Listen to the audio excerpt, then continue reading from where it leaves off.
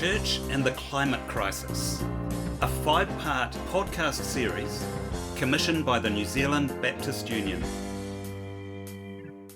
Part 5. What should we do?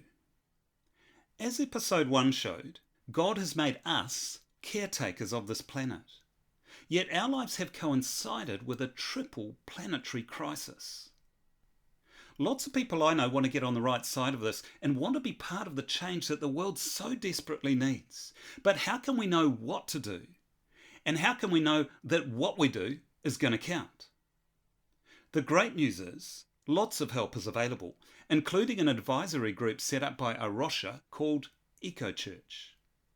More New Zealand churches are joining Eco Church all the time, so there's a chance to be part of that momentum and join something that is already working.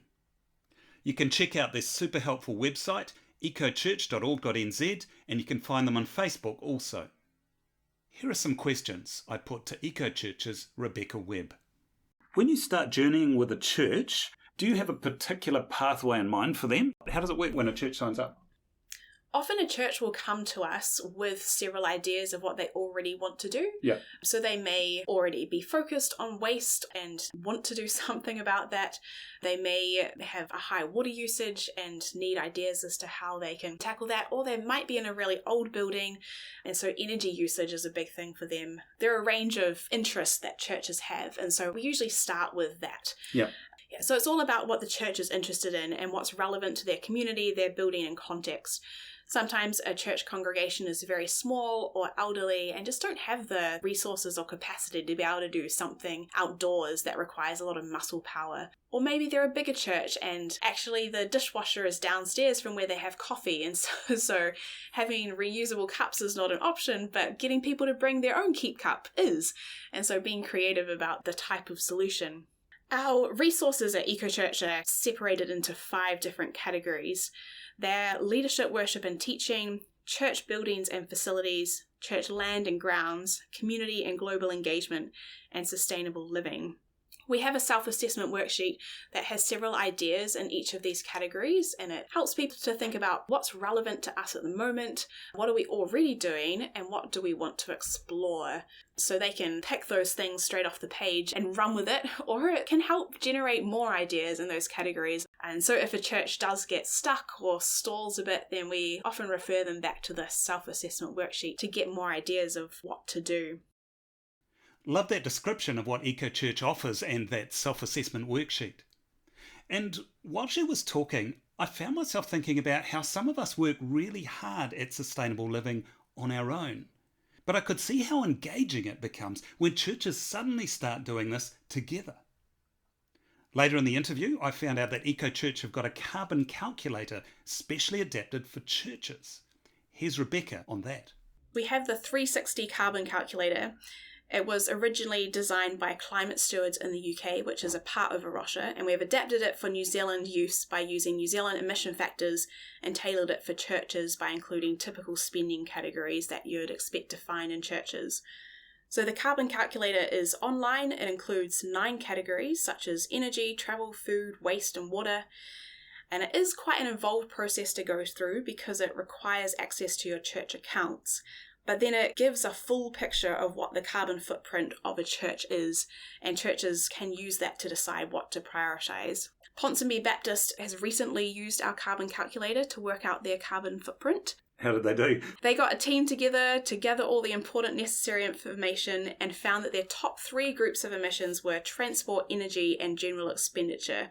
And so in response to that, they've put in bike racks, they're looking into ride sharing, they've changed their gas heaters to electric, and they're looking at the emissions of the companies they use for power and internet. And then after reducing their emissions as much as they could, they worked out how many trees they needed to plant to offset their remaining emissions for 2023. And they turned up to Arosha planting days. They did a planting day at their church and planted 233 trees and declared themselves carbon neutral by the end of 2023. Wow, what a fantastic journey. That's an inspiring story, isn't it? Yeah, and it kind of models what needs to happen more widely, right? I mean, that's what countries are trying to do at the moment, trying to make a plan to be carbon neutral. So, when we're doing that as churches, in some respects, we're showing the way. We're reminding communities around us of the goal that our countries need to follow. Absolutely. Yeah, it's a great example of how the carbon calculator can be used to kickstart and direct our actions as we become environmentally focused. Great. Love that example. As Rebecca and I talked, she started throwing out all kinds of examples of what churches are doing, including this interesting approach from a South Island church. Southwest Baptist called their eco group the Enviro Conversation Group because they didn't want to be the only people doing stuff that let the rest of the church off the hook. Right. But they wanted to be the ones starting the conversation. Good. And they'd learned this from the previous bicultural conversation in the church. So as they've gone about changing waste practices, helping out at a local conservation project, implementing environmentally conscious purchasing policies, and now fundraising for solar panels, they're always thinking about how to make visible the connections between their faith and the environment. And they're also figuring out how to display being an eco-church on the inside. When you walk into the church, you know you're in a space that cares about the environment, but it's a bit hard to bring solar panels inside. So, what sort of artwork or something else can actually capture this? So, yeah, being very intentional in that space. I was really blown away by how much Southwest Baptists have been doing there. I wonder if you caught all that. Changing their waste practices, helping at a local conservation project, creating environment-conscious purchasing policies, and fundraising for solar panels. Imagine if all our churches did that. Imagine in the future driving past churches and they are the ones with solar panels on the roof. They are the ones who have thought through all the key sustainable practices and are leading the way in society because Christians believe the earth is God's. And imagine also that as you put those solar panels on your church roof, a whole lot in your congregation are thinking, I reckon I could get those done at my house too. The next question I had was about the different generations in church. Is there anything here that engages young people? And do young and old think differently on these issues? You can send your young people to camp. Arosha partners with Scripture Union and the Wilberforce Foundation to put on several camps a year for young people to explore environmental challenges and the biblical imperative to care for creation.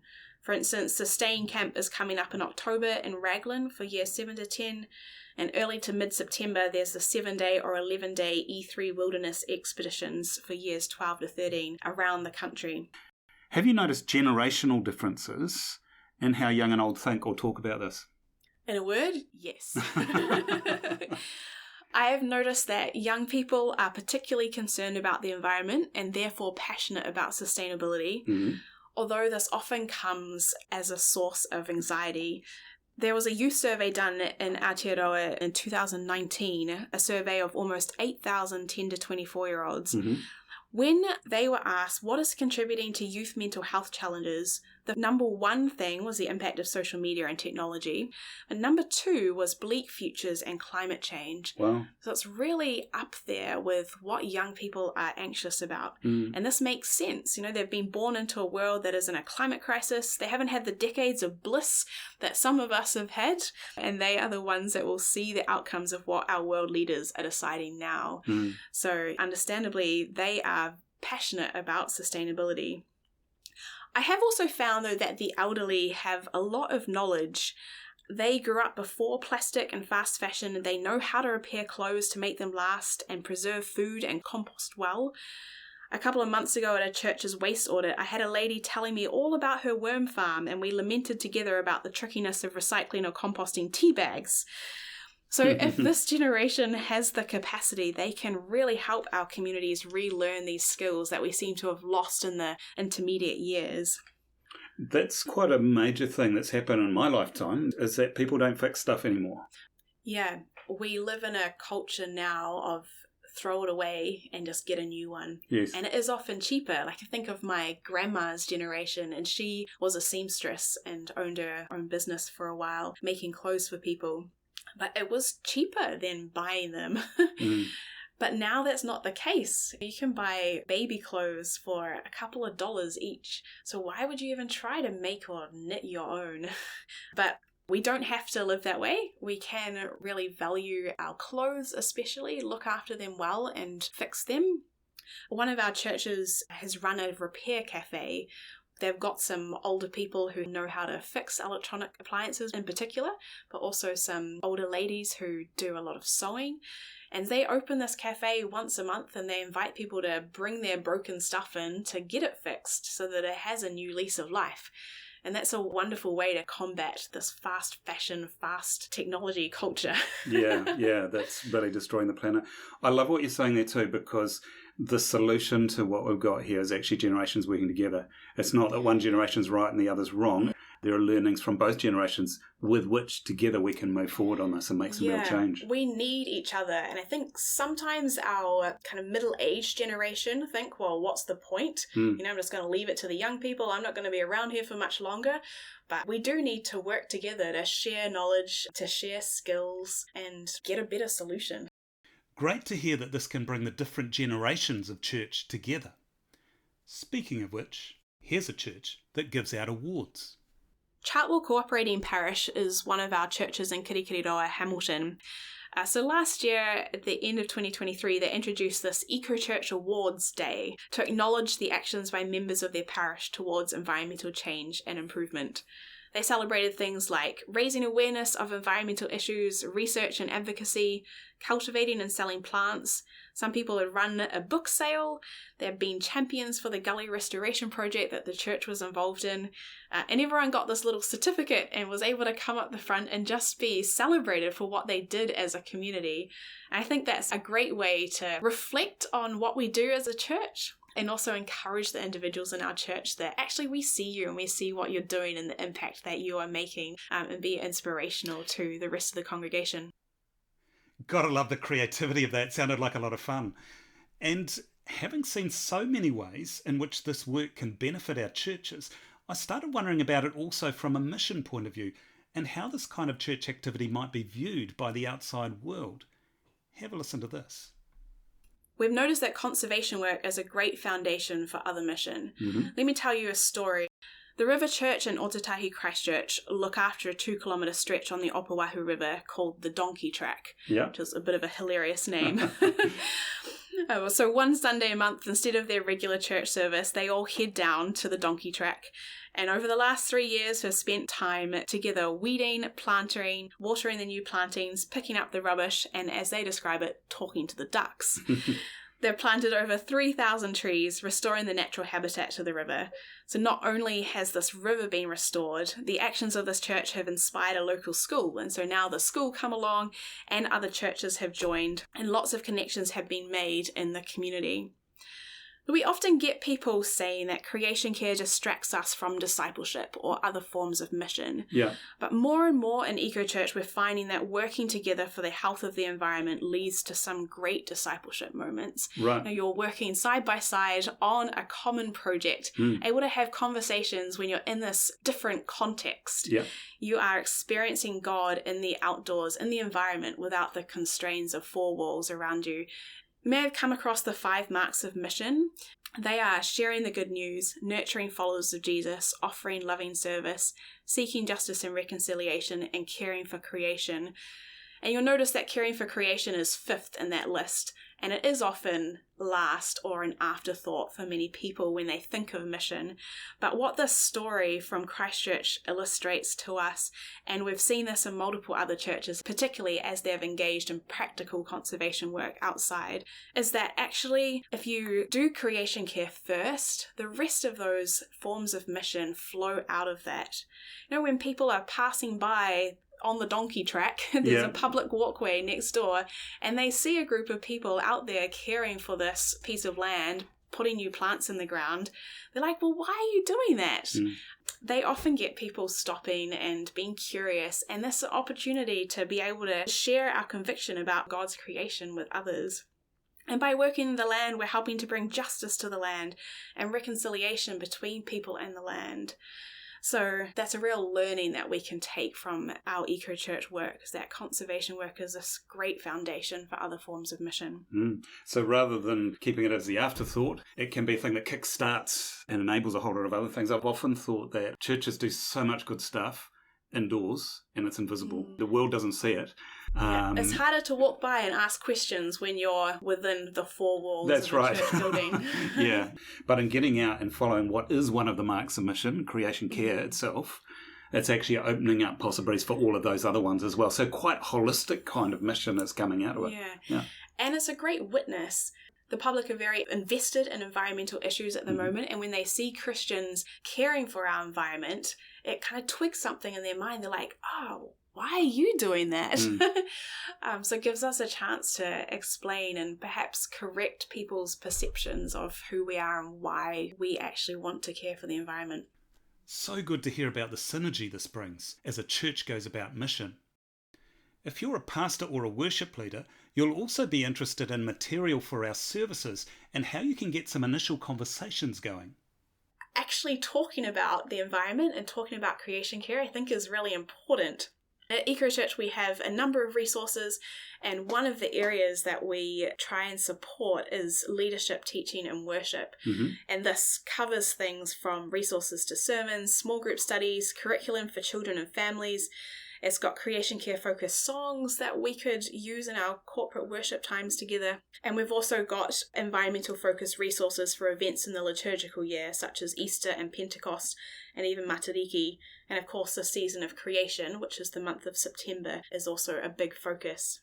I think the purpose of talking about creation care in our churches is to be able to normalize talk of environmental issues. We want this to be a safe topic. We want people to be able to come to church and discuss real world things like our environmental crisis and find a place that their faith can connect with that. And if we're not talking about it in churches, then people look elsewhere. If we believe that caring for creation is a fundamental role for us as human beings, as creatures that were created by a loving God, then we need to be talking about it. Well, that's our overview of Eco Church. Loads of exciting possibilities that can energise your congregation, spark new mission opportunities, and outwork our vital biblical call to care for this world. So check out their website, give them a call, and be part of the momentum. A personal story. Only 9% of the world's plastic gets recycled. By 2050, plastic in our world's oceans will weigh more than the fish. How is our ocean life supposed to survive that? And as Catherine Hayhoe told us, microplastics are now found in every part of our bodies, including our brains. An article I just saw asked, is plastic the new asbestos? There was a day when we used to think asbestos was wonderful. Plastic is killing us. Given how long we've known of this danger, how is it that in 2025 I can walk into any local supermarket in our country and every single item is wrapped or packaged in single-use plastic? It's not right. Are we powerless to do anything about it? A few years back, I got a group together in my local church for a 6-month plastic-free experiment. We made a list of all the kinds of things you buy on a weekly basis, and our goal was to find a version of that thing not wrapped in plastic, note its price and where to find it, then we'd report back to the congregation. So, for example, you can buy shampoo as a solid bar, not wrapped in anything, at local markets or at stores like Refill Nation. And it lasts far longer than the liquid version that everyone buys in a throwaway plastic bottle. You can buy toothpaste as chewable tablets. You can buy jam or peanut butter in jars rather than plastic. What our group discovered is that pretty much everything you buy at a supermarket can be found somewhere in a non-plastic wrapped alternative. Often it will cost a bit more, but that raises the question of whether money is all that matters here. If we buy the plastic wrapped version because it's cheaper, we continue to kill the planet. I went to the supermarket across the road from my church and told the manager all about our plastic-free experiment. I said to him, would you be willing to start a plastic-free aisle in your supermarket? Because if you do, there's a whole church full of people across the road, and I'm going to tell them all to come here and buy those products. As willing as he was, what I didn't know was that the supermarket was about to go under new management. Something happened though, because when the new management came, front and centre of the supermarket, they had a glass milk bottle refill station where you bring back your bottle and swap it for a refill.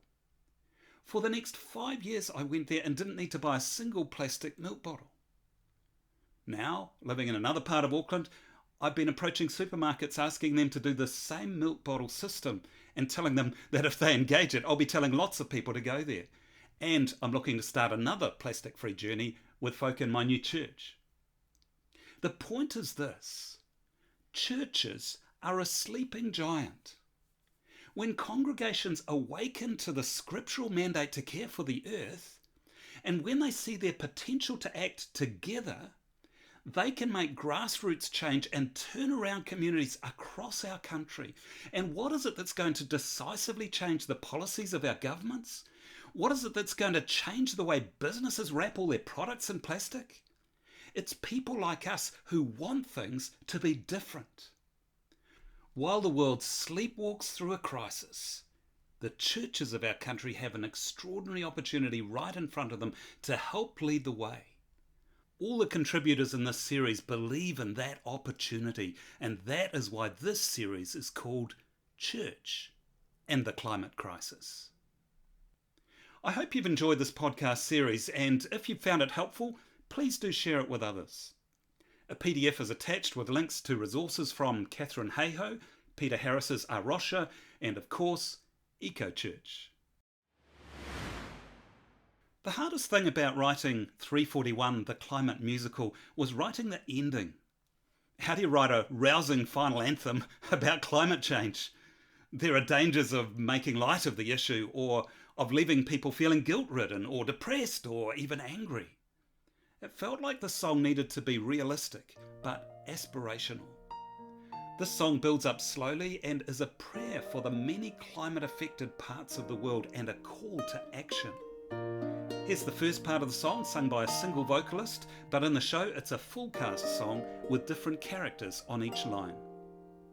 To the ends of the earth, generations to come, from well-heeled mansions to waste-ridden slums, a hut for the poor, the exposed and displaced, from the violent wreckage of climate change.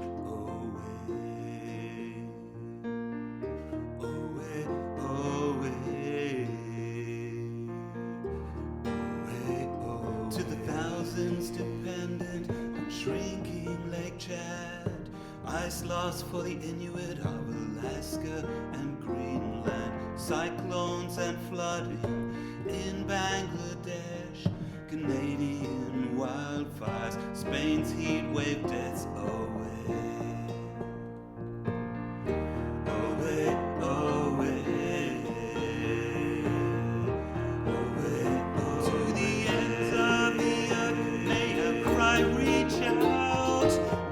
Silence voices combined in a shout to the ends of the earth and the life it sustains. A global call for a movement of change.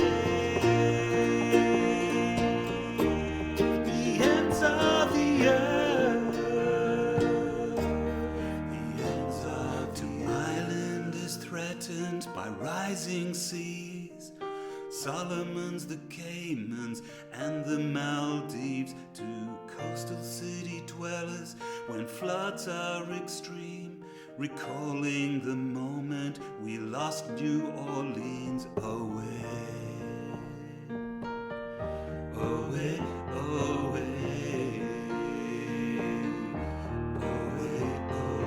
Bleached coral of Great Barrier Reef, the melting of the West Antarctic ice sheet, deforested Congo, Indonesia, Brazil, seas that once thrived with plastic now filled away.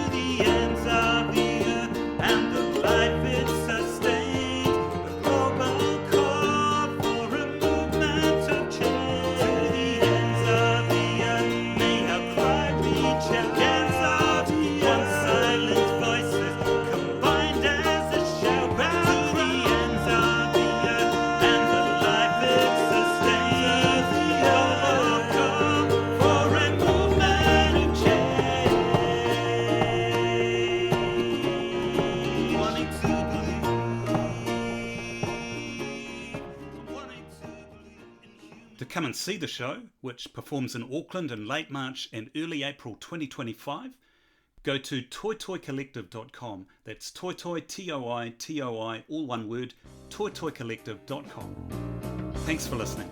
God bless. This podcast is made with the support of the Nelson Christian Trust for the Baptist.nz podcast network.